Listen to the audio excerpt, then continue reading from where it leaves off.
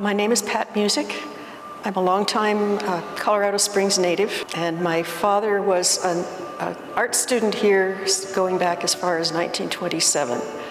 So I have a long personal and vicarious association with the Fine Arts Center.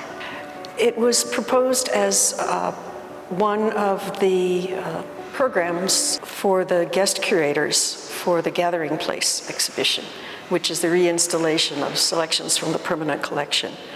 And I'm honored to be one of the 4 guest curators.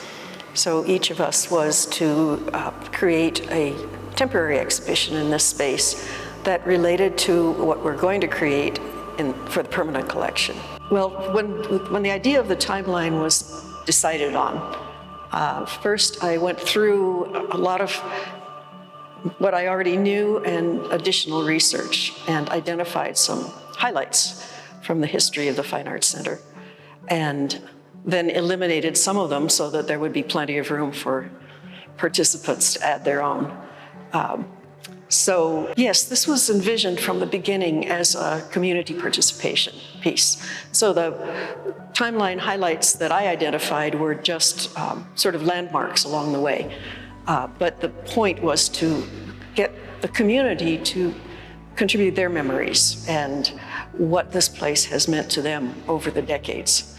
So the Fine Arts Center provided printed up cards on which people could write their memories or their specific memories about things that happened here, or just their responses to the Fine Arts Center and its significance in their lives. And we had little drop boxes for them to deposit these cards.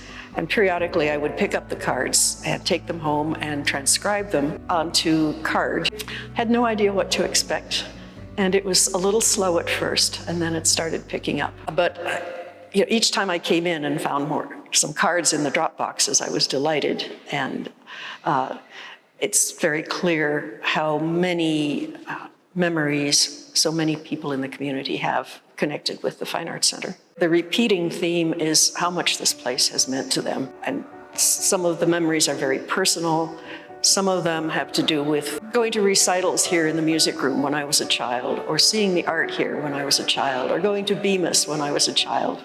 In some cases, the comments say this set me out on my path in life. Just this morning, I got one that said this influenced my becoming a cultural anthropologist. There have been others that have said this influenced my becoming a musician or an artist. But others are just, this has really been an important part of my life. It was delightful to see that among so many people who were here as children in the 70s or the 80s or the 90s, and bringing their children and their grandchildren back. So there is definitely a multi-generational sense of belonging, or even sense of community ownership, that this is our facility that's been important to us in our lives, and we're sharing that with our children. And then I had another that was a son brought his mother here for Mother's Day, and she said it was the best treat ever. So the generations go both ways. I did learn some things that I didn't know in the research that I did for the timeline. And also I was reminded by some of the memories of things that had happened here that I had forgotten. Yeah, some exhibitions, for example, from the past that I didn't know about it. Dr. Edward Teller from the Manhattan Project was here for an opening of a collaborative exhibition between the Fine Arts Center and the Air Force Academy, which centered on Latin American painters, which I had not known. But that, again, shows the multifaceted aspect of the Fine Arts Center going way back. I think the memories of people who had a wedding here, for example, and how this place is significant to them because of that. Or some spoke of exhibitions that just blew them wide open, or they felt seen. There was an exhibition by, I think, a Latinx artist, and the person who was writing the comment said that this was so empowering for me.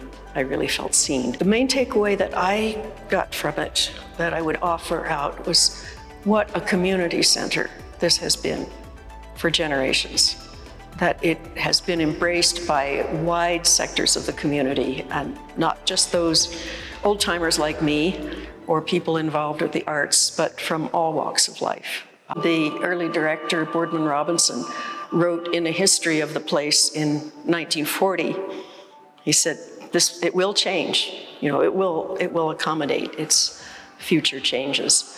Also, I think it's interesting to note that the Fine Arts Center and Colorado College have been linked since 1926. So it is a community resource, and the community means the wider community, and it also means the CC community, and this is a wonderful opportunity for those two to strengthen each other and go forward.